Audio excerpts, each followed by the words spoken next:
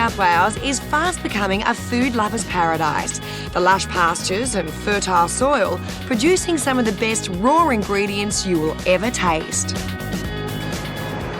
Absolutely love this part of the world. But you know, Mudgee's not only famous for its primary produce, there's amazing artisans here as well. I mean, you've got cheesemakers, brewers, distillers, and... Chocolate! Now, we absolutely. might be heading to the world's smallest chocolate factory today. Oh, small in size, big on flavour. Well, I was going to say that because I actually think it's some of the best chocolate we'll ever eat. And I do consider that I'm a bit of an expert in this field. Absolutely. Spencer Cocoa is right in the middle of Mudgee, a modest shed in a suburban backyard that produces gold medal award-winning chocolate. Oh, I feel like I'm coming home. Hello, Luke. G'day, Jonah. How you doing? I'm good. I won't shake your hands and I'll put this on. Yeah. What an good to see you amazing guys. smell. It is. I'm kind of used to it by now. So I cannot believe for this tiny little shed that this is your factory. Yeah, the whole thing. This from is start our to little finish. chocolate factory in Mudgee. Mudgee is not the first place you'd think to have a chocolate factory. I mean, you can't grow cocoa here. Where's it coming from? No, it comes all the way from Vanuatu. So we've got a handful of growers that we deal directly with. I go over there twice a year, buy my beans, and then bring them over and make the chocolate here. Once Luke's got the beans home, it's into his custom-built roaster. This is, in fact, an adapted domestic oven. You've done all this engineering yourself. Well, you're going to have to. Small business, you know, you find bits and pieces that are going to suit. And after the beans are cracked and the outer shell's been removed, all that's left are those precious cocoa nibs, the main ingredient of chocolate.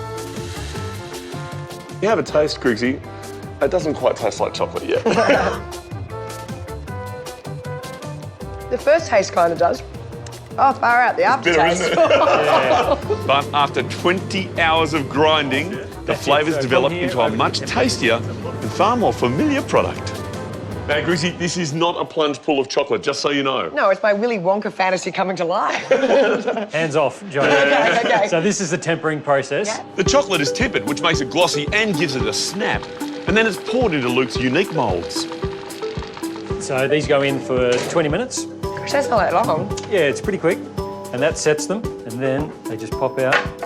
It's like magic. Absolutely And perfect. that is gorgeous chocolate. Yeah. Too easy. Have a go. Oh, spectacular. Oh, that is divine. You want to come help me do some cooking? Oh, yeah. If I get to eat more chocolate, I mean... Better bring some with us, huh? It's a really simple slice recipe, and what I love about it is it lets the flavour of the chocolate really shine. Now, the first thing we need to do is to make a biscuit base. Griggsy's got the shortbread, I've got some cocoa. We're going to smash that all together. And when you say smash it, we are actually literally going to smash it. Yeah, you're going to let out your frustrations.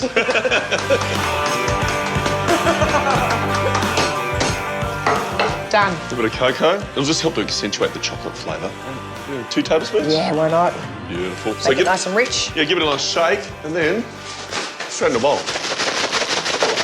That has got to be the easiest way in the world to do that. Yeah, it spreads it really nicely, and you don't make a mess of your hands. Voila. Bind it up with a little bit of melted butter.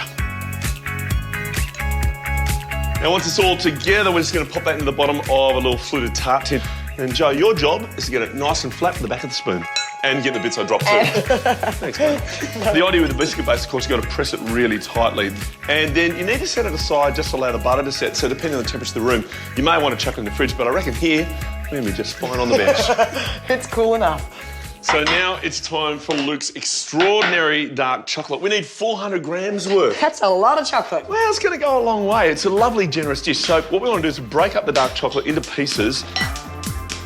So I'm assuming that you'll be adding some cream to it? Exactly right. 200 mils worth. I'll start boiling that. Chocolate ready? Yep. Fantastic. Straight over a double boiler. Now, the reason that we only half melt the chocolate is all about the texture. So, when it's halfway done, we're just going to add in the cream and whisk that until it's smooth.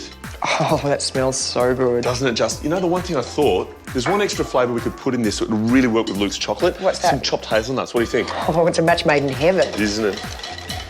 Look, it'll only take a minute or so. How about I whip? Here You we eat go. and I'll do that.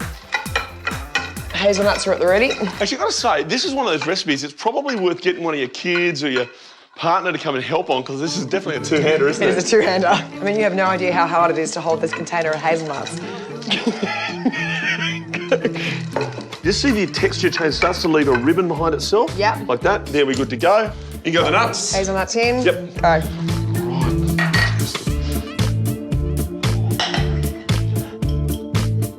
Then all we gotta do with this is pop that in the fridge to firm up. It'll need about 20 minutes. And to finish, just grab some milk chocolate, about 100 grams worth, and dissolve that into 75 grams of cream. Because there wasn't enough chocolate in this slice already. Well, you know, I just reckon it's an opportunity to use both his milk and his dark chocolates. So we spread that sauce over the top, garnish with some more hazelnuts.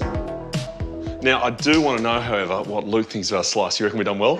Hopefully we've done justice to his chocolate.